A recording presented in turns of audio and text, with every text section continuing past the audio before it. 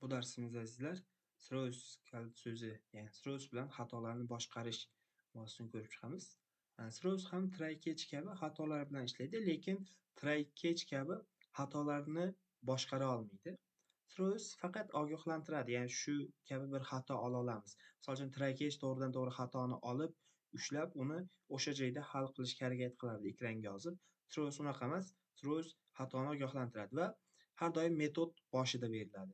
Throws esa metodni ichkarisida yozilardi va qanday yoziladi? Misol uchun metodimiz tanitayotganimizda public static void, misol uchun metodni ismini beramiz. Normal qavslarni ochganimizdan keyin yopib, throws kalit so'zini yozib, qanaqa turda xato olsak, o'shani yozamiz. Misol uchun normal exception olamiz. Exception yozamiz shu yerga va undan keyin sistema qavslarimizni ochib, xato olishimiz mumkin bo'lgan kodlarni, ya'ni metod kodlarini yozamiz. Shunchaki bu yerda shuni kabi xato olishimiz mumkin sifatida bildirdik sistemga. Ya'ni bu yerda hech qanaqa o'zgarish bo'lmaydi. Xatoni ekranga qizil shaklda yozadi, davom etaveradi. Bu metodni qayerda chaqirsak, qaysi bu bir sinf bo'lsin, bu sinfni ichidan chaqirganimizda, misol uchun qarang, shu yerda hatto chaqirganini ham ko'rsatganmiz. Chaqirganimizda uni qaytadan try catch bilan kontrolga olishimiz kerak buni. Ya'ni bu throws bir xato olishimizni mumkin bo'lganligini ko'rsatadi va buni qayerda chaqirsak, o'sha yerda try catchlar bilan kontrolga olishimiz kerak. Kontrolga ham xuddi shu shaklda olamiz. Keyin misol uchun throw kalit so'zi bor. Throw bu xatoni ekranga yozish uchun ishlatamiz. Buni ham bu yerda tushuntirib o'tay. Birozdan kodlarga o'tganimizda ko'rsataman buni ham. Kodlar bilan bu mavzuni ko'rib chiqadigan bo'lsak, keldik misol uchun. Shu yerga hisoblashga kelamiz. Shularni uchiramiz, o'rlodinglarimiz bor edi bizda. Misol uchun hatto bu yerda throws boshidan yozib ko'ramiz. Az avval sinab ko'rgandik. Misol uchun 1 bo'lganda oladigan xatomiz. Bu yerda qanaqa xato olamiz? Normal exception xatosini olamiz. Misol uchun shuni exception xatosini olishimizni bu yerda aytdik. Misol uchun bir exception xatosini olamiz dedik bu yerda. Misol uchun saqladik. Shu shaklda, ya'ni metodimiz boshida throw deymiz va exception yozib, normal kodlarni yozishga davom etamiz. Misol uchun buni keldim, ona ekranda chaqirmoqchi bo'lsam, shu yerda bu statik metod bo'lganligi uchun to'g'ridan to'g'ri sinf ismi bilan chaqirsam bo'ladi. Hisoblash nuqta faktorial. Misol kelganimda aytayaptiki, bu bir xato berishi mumkin. Buni qarang, shu yerda misol uchun shuni ustiga kelganimda bir xato olishim mumkin bo'lishini ko'rsatyapti. O'shaning uchun try catchga olishim kerak. Ustiga bosganimda misol uchun try catch olishim mumkin. Bu yerda uje exception bu yerga ham qo'shildi. Ya'ni bir xato ola olasan deb bu yerda ham qaytadan bildirildi. Buni keragi yo'q bizga. Shuni try catch bilan olsak bo'ladi. Shu shaklda. Misol uchun hop bu yerda catch bo'ladi. Exception misol uchun az avval ekranga shu shaklda xatoni yozamiz. Qarang. Buni ham biroz ichkariga olamiz. Nima dedik? Shu yerda dediki, bu bir xato olishi mumkin dedi. Kim chaqirsa ham bildirish kerak bu xato olishi mumkinligini. Va bu yerda men chaqirganimda aytdiki, sen bir xato olishi mumkin deb buni darrov tagiga qizil chiziq chizdi va men buni kontrolga olishim uchun try catch ichkarisiga oldim. Ya'ni xato olishim mumkin bo'lgan kodni try ichiga oldim. Xato olganimda nima qilaman? Uni ham catch ichida yozdim. Nima qilaman degan xato olsam, ekranga xatoni yozishini istadim. Shu shaklda buni ishga tushirganimda, misol uchun xatoni normal shaklda yozdi. Agar bu shaklda yozmasam, qizil shaklda yozar edi. Shu try va catch bo'lmaganda. Bu ya'ni try catch bilan yana har turli kontrolga olamiz buni.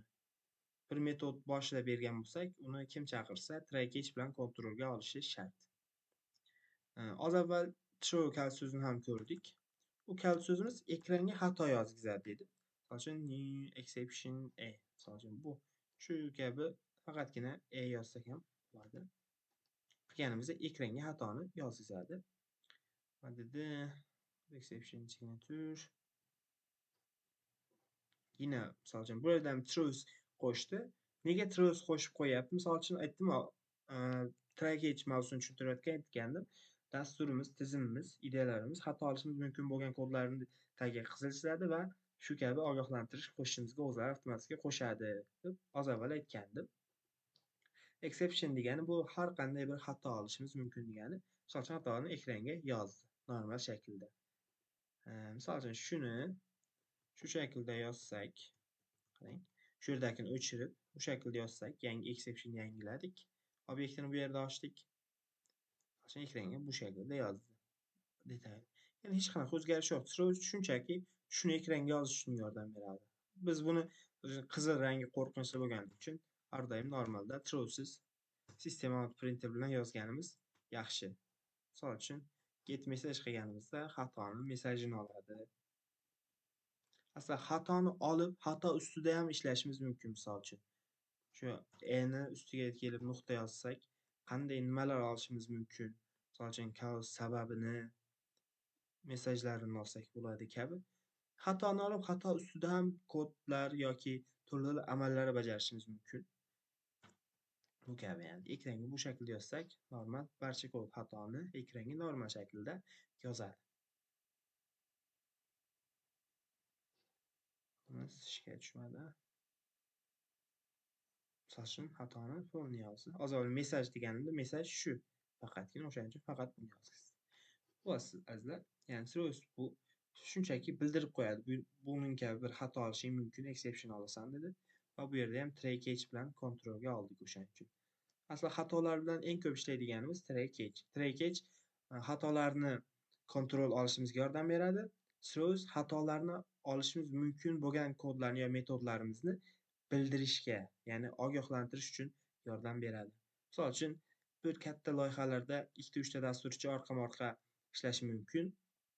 Bir dasturchi kodni yozgandan keyin boshqa dasturchiga shu yerda xato olishi mumkinligini shu shaklda Cirrus bilan bildiradi va keyingi ikkinchi dasturchi bu yozgan funksiyonni chaqirganda, ya'ni u funksiyon ichini bilmaydi-yu, nima bo'lganligi, xato olishini bilmasdan buni chaqirganda shu shaklda bildirardi. Ya'ni shu yerda biz xato oldik az avval. Misol shu shaklda chaqirganda darrov bildirardi va shu yerda aytardi misol uchun ochiqlamasida exception olishing mumkin kodda deb. O'shaning uchun keyin dasturchi ham darrov buni try catchga olib bu shaklda ishlatardi. Ya'ni aslida ikkita dasturchi bir-biriga hech aloqa qurmasdan shu shaklda bir-birini kodlarini o'qib, tushunib davom etishi mumkin. Shu shaklda yordamchi bo'ladi bizga. Try catch mavzularimiz yoki Cirrus mavzularimizni bu yerda to'xtatamiz.